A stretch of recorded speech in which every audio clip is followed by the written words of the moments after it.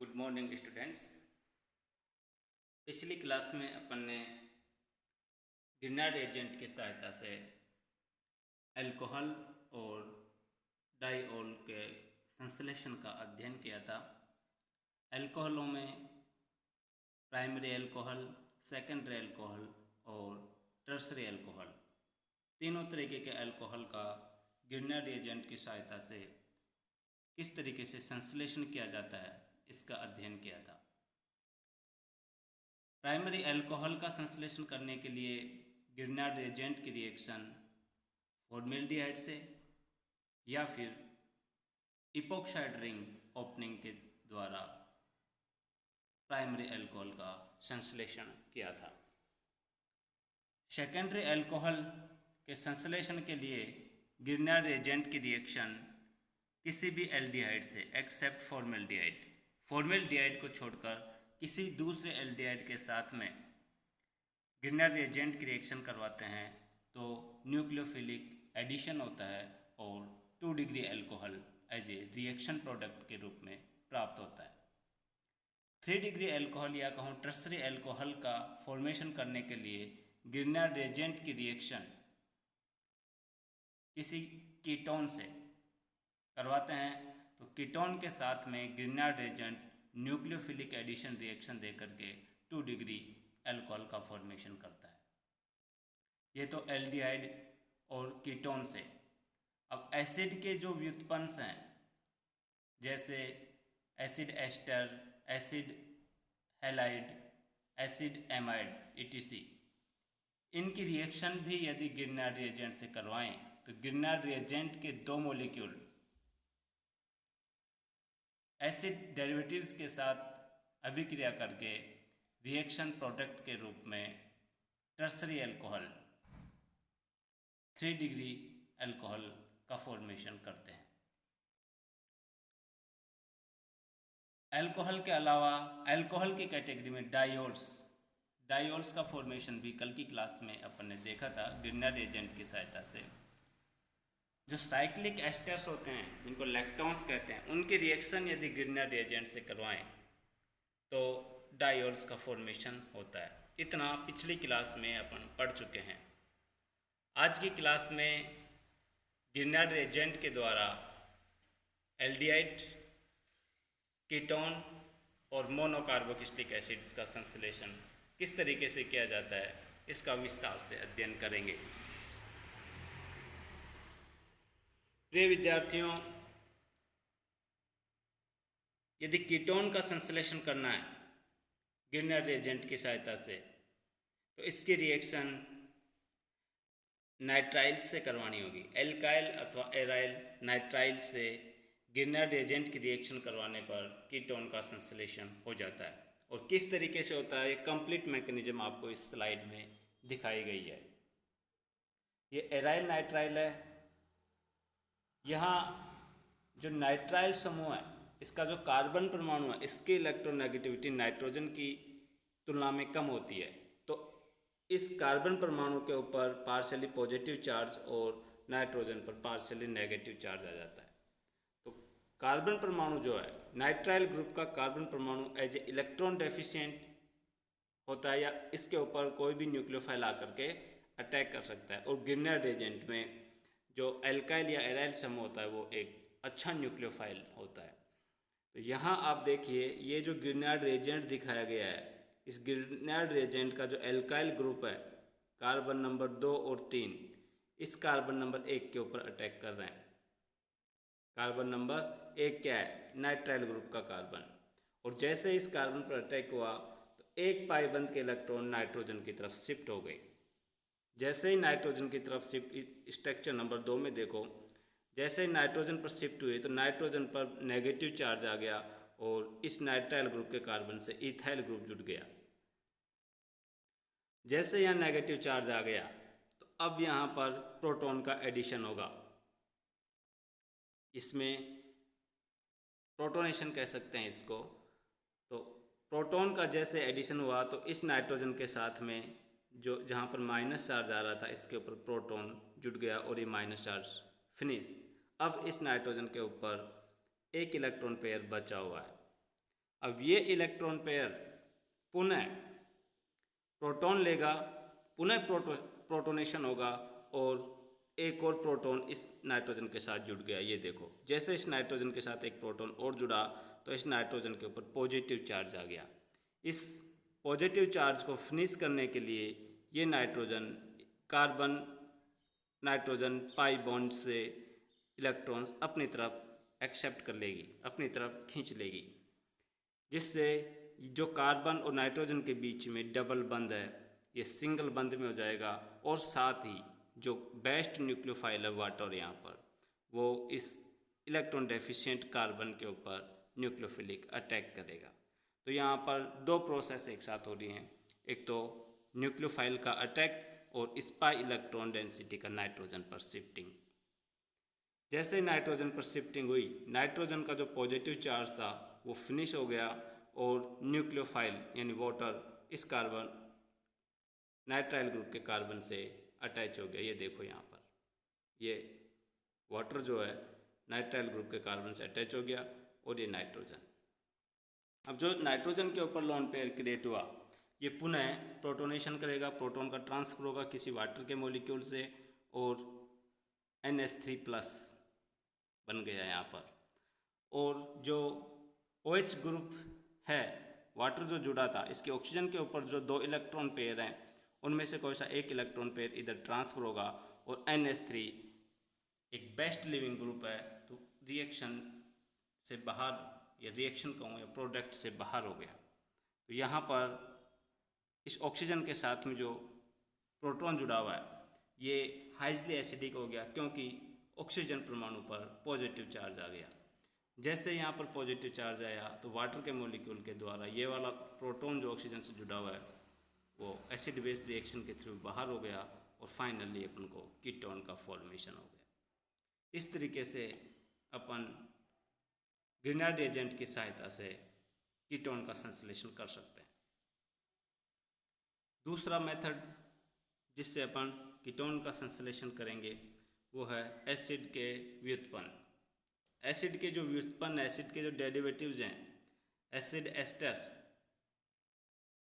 Acid halide, acid amide, acid anhydride, ये सब acid के व्युत्पन्न हैं। इन एसिड के जो डेरिवेटिव्स हैं इनकी रिएक्शन यदि गिरनार्ड रिएजेंट से करवाएं, गिरनार्ड रिएजेंट के एक मॉलिक्यूल से या कहूँ एक मोल से, तो अपन को कीटोन का फॉर्मेशन होगा। यदि गिरनार्ड रिएजेंट एक्सेस में ले लिया जाए तो कीटोन की बजाय 3 डिग्री अल्कोहल का फॉर्मेशन हो जाएगा। और यदि कीटोन ही लेना है तो 1 मोल की रिएक्शन 1 मोल से करवानी होगी। यहाँ पर एसिड डेरिवेटिव्स के लिए यहाँ जो एग्जाम्पल दिखाया गया है ये देखो, एस्टर। इस एस्टर की रिएक्शन किसी ग्रिनार्ड एजेंट से करवाई तो वही इसकी मैकेनिज्म देखो यहाँ पर दिखाई गई है। पहले स्टेप के अंदर न्यूक्लियोफिलिक एडिशन रिएक्शन हुई।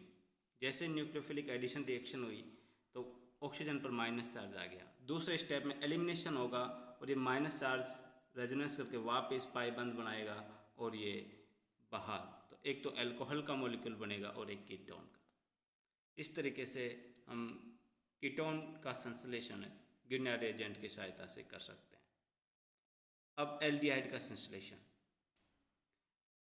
एल्डिहाइड का जो गिरनार्ड एजेंट से संश्लेषण करेंगे तो इसकी रिएक्शन HCN से करवाएंगे, हाइड्रोजन साइनाइड से करवाएंगे। यहाँ देखो, पिछली रिएक्शन के अंदर अपन ने जब कीटोन का संश्लेषण करवाया था तो जो नाइट्राइल ग्रुप था CN, ये किससे जुड़ा हुआ था, किसी एल्काइल या एराइल ग्रुप से। और यदि एल्डिहाइड का संश्लेषण करवाना है तो ये CN किससे जुड़ा हुआ है, हाइड्रोजन से। बस इतना ही अंतर है, बाकी मैकेनिज्म सेम है। गिरनार्ड एजेंट की रिएक्शन HCN से करवाएंगे तो वही सेम मैकेनिज्म होगी, वही न्यूक्लियोफिलिक अटैक होगा, वाटर के 2 मॉलिक्यूल काम आएंगे और फाइनल प्रोडक्ट एल्डिहाइड बन जाएगा, एक अमोनिया। यहाँ पर इसकी मैकेनिज्म मैंने नहीं लिखी, डायरेक्ट रिएक्शन लिख दी, क्योंकि इसकी मैकेनिज्म और पिछली रिएक्शन जो अपन पढ़ के आए हैं कीटोन फॉर्मेशन, दोनों की मैकेनिज्म सेम है। जब एल्डिहाइड का संश्लेषण एक तो HCN की सहायता से और दूसरा एसिड के व्युत्पन्न की सहायता से। यहाँ देखो, एसिड डेरिवेटिव्स की सहायता से जब कीटोन का संश्लेषण कर रहे हैं तो कार्बोनाइल कार्बन से एक तरफ एल्काइल ग्रुप जुड़ा हुआ है या एराइल ग्रुप जुड़ा हुआ हो सकता है। अब यदि एल्डिहाइड का संश्लेषण करना है तो इस एल्काइल ग्रुप की जगह H होगा। देखो R इज इक्वल टू क्या होगा, H।